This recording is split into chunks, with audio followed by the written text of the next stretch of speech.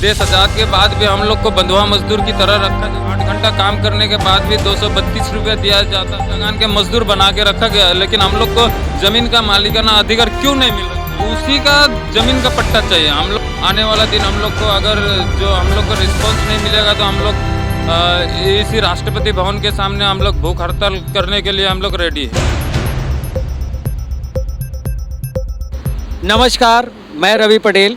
अभी फ़िलहाल आपके क्या करते कृषि भवन के पास मैं खड़ा हूँ और मुझे दो शख्स मिले हैं जो एक आम नागरिक हैं और एक ख़ास नागरिक से मिलने के लिए वेस्ट बंगाल ज़िला जलपाईगुड़ी और ओदलाबाड़ी से ये दोनों शख्स आए हैं और किस खास शख्स से मिलना चाहते हैं, आइए मैं उन्हीं के माध्यम से सुनना चाहता हूँ। आपका शुभ नाम? श्याम उरांव और मैं जलपाईगुड़ी डिस्ट्रिक्ट उदलाबाड़ी चाय बागान से हूँ, जीरो लाइन।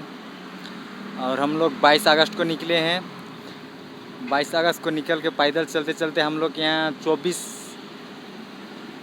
सितंबर को पहुँचे। रात को 10:30 बजे करीब। ये शख्स हैं आप? सबसे पहले नमस्कार, मेरा नाम पिलातुस उरांव, मैं वेस्ट बंगाल जलपाईगुड़ी डिस्ट्रिक्ट ओदलाबाड़ी चाय बागान से बिलोंग करता हूं। और हम लोग पद यात्रा 22 अगस्त को शुरू किए हैं। पद यात्रा करते हुए हम लोग राष्ट्रपति भवन तक आ रहे हैं। तो हम लोग आज 24 सितंबर को हम लोग दिल्ली पहुंचे। आपको इस मतलब दिल्ली इतने पैदल चल के, इतनी पैदल यात्रा करके लगभग 1600 किलोमीटर आप लोग आए हैं, आपका मकसद क्या है?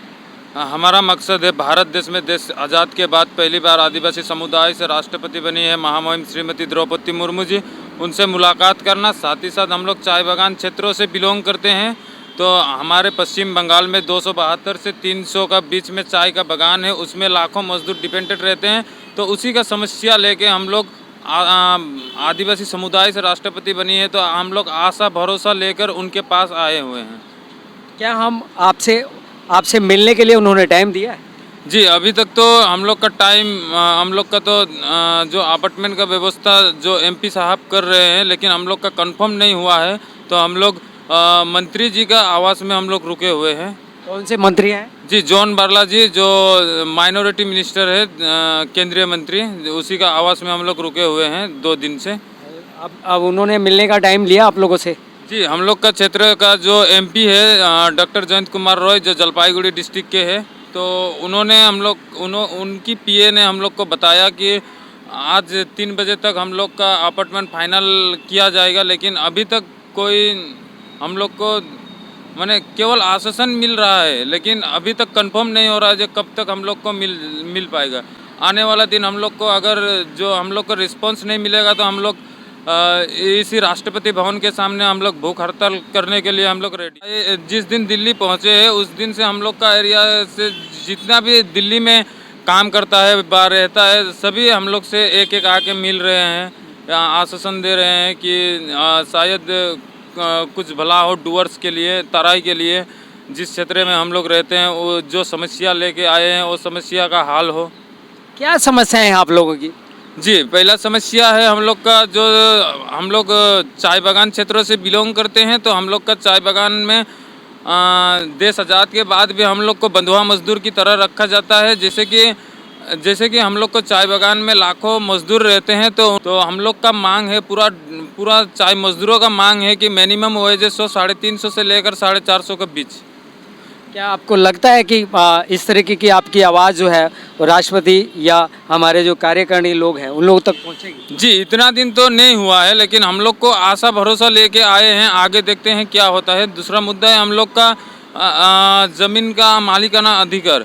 जैसे कि देश आज़ाद के बाद हम लोग 100-150 साल हो गया क्योंकि हम लोग वहाँ बसे हुए हैं चाय बागानों में। ब्रिटिश गवर्नमेंट के समय से हम लोग वहाँ पे बसे हुए हैं, लेकिन हम लोग को चाय बागान का जो मजदूर है उनको ज़मीन का मालिकाना अधिकार नहीं मिला है। तो हम लोग का मांग है कि जो ज़मीन का पट्टा मिले। जैसे कि वेस्ट बंगाल में जो रोंगिया सब आए हुए हैं जो बांग्लादेशी से, उनको ज़मीन का पट्टा मिल गया, तो हम लोग को क्यों नहीं? वो लोग 10-12 साल बैठते हैं, वो लोग को पट्टा मिल जा रहे हैं। हम लोग तो एक इंडियन है, हम लोग को तो ब्रिटिश गवर्नमेंट का समय में झारखंड, बिहार, उड़ीसा से, ये सब राज्य से हम लोग को ले जाके वहाँ के रखा गया है, चाय बागान के मजदूर बना के रखा गया है। लेकिन हम लोग को ज़मीन का मालिकाना अधिकार क्यों नहीं मिल रहा है? हम लोग का गवर्नमेंट से ये अपील है कि हम लोग को मालिकाना अधिकार मिले ज़मीन का, क्योंकि हम लोग को तो इसी देश से, अलग प्रदेश से ले जाके अलग प्रदेश में रखा गया। लेकिन हम लोग तो इंडियन है,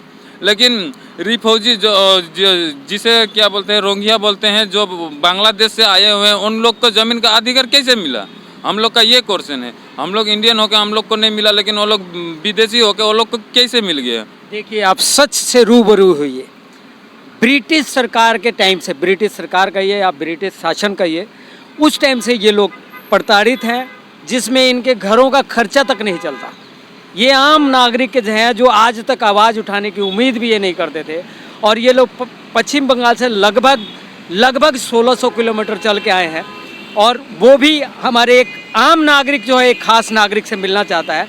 बहुत ही उम्मीदों के साथ आए हैं। हम देखते हैं, हम हमारे जो देश के सर्वश्रेष्ठ नागरिक हैं, हमारे राष्ट्रपति जी, वो कैसे इनकी हेल्प करते हैं और कौन सी व्यवस्था करते हैं। जबकि बहुत ही नॉर्मली इनकी एक मांग है कि हमारी जो रोज़मर्रा की ज़िंदगी है उसको मतलब अच्छी तरीके से चलाया जाए, हम अपने बच्चों को थोड़ा से पालन पोषण कर सके। लगभग ये 200 वर्ष से, लगभग 200 कहा गया तो 275 वर्ष कहिए, 275 वर्ष से ये लोग आज भी अपने रोजी रोज़गार के लिए परेशान हैं, और रहने के लिए जो घर हैं वो आप शायद इनके मुंह से ही सुने कि ये कैसे घरों में रहते हैं। जी, हम लोग जैसे कि हम लोग चाय बागान में रहते हैं, तो चाय बागान में जैसे कि किसी का अपार्टमेंट वर्कर हो तो उसी को क्वार्टर मिला जाता है। हम लोग को अदर्स कुछ भी नहीं चाहिए। उसका बाद में हम लोग का शिक्षा व्यवस्था है, जैसे कि पश्चिम बंगाल में जैसे कि हिंदी भाषी को लुप्त किया जा रहा है।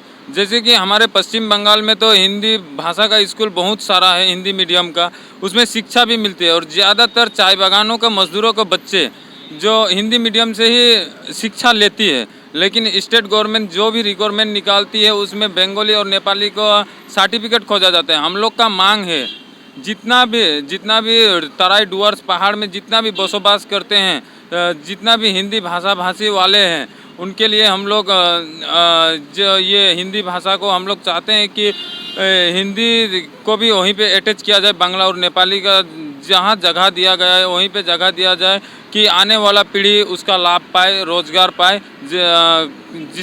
कोई भी रिक्वायरमेंट निकलेगा तो उसमें आने वाला पीढ़ी को रोजगार मिले। इसका चौथा मुद्दा है, जैसे कि वीर बिरसा मुंडा जो फ्रीडम फाइटर, जिसे हमारे आदिवासी समाज में उसे भगवान का दर्जा दिया गया है, लेकिन उनके जो मूर्ति, उनके रूप से खिलवाड़ किया जा रहा है हमारे पश्चिम बंगाल में।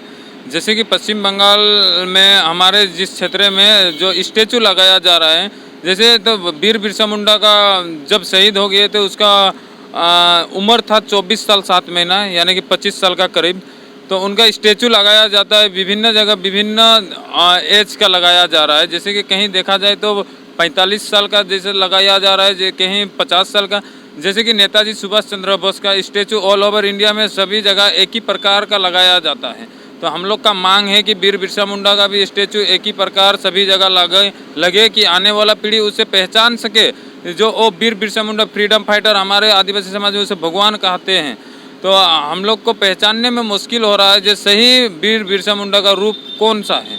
कि लगभग 1600 किलोमीटर आप चल के दिल्ली आए हैं, तो आप लोगों को रास्ते में किन किन कठिनाइयों से और किन किन परेशानियों से आपको जूझना पड़ा? सबसे पहले तो हम लोग पश्चिम बंगाल, बिहार, उत्तर प्रदेश, साथ ही साथ दिल्ली में जितने भी हम लोग को हेल्प किए हैं सभी को हम लोग धन्यवाद जनाते हैं। और लोग का वजह से हम लोग आज यहाँ पे पहुँचे हैं, क्योंकि हम लोग को कहीं रास्ते में खाना, कहीं फाइनेंशियल प्रॉब्लम होता था तो वो लोग हेल्प करते थे, वो लोग को हम लोग धन्यवाद जनाते हैं।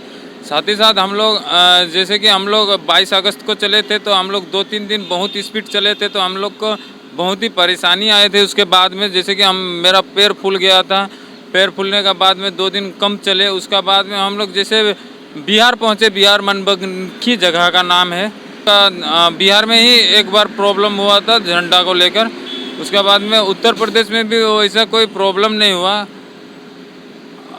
उतना प्रॉब्लम नहीं आया। चलिए ठीक है, बहुत बहुत धन्यवाद आपका कि आप इस तरीके से दिल्ली पहुँचे हैं। स्वागत है आप दोनों का, और मैं उम्मीद रखता हूँ कि जल्द से जल्द आपसे अपने राष्ट्रपति जी से जल्द से ज़्यादा आप लोगों की मुलाकात हो और आपकी समस्याओं पर विचार किया जाए। धन्यवाद।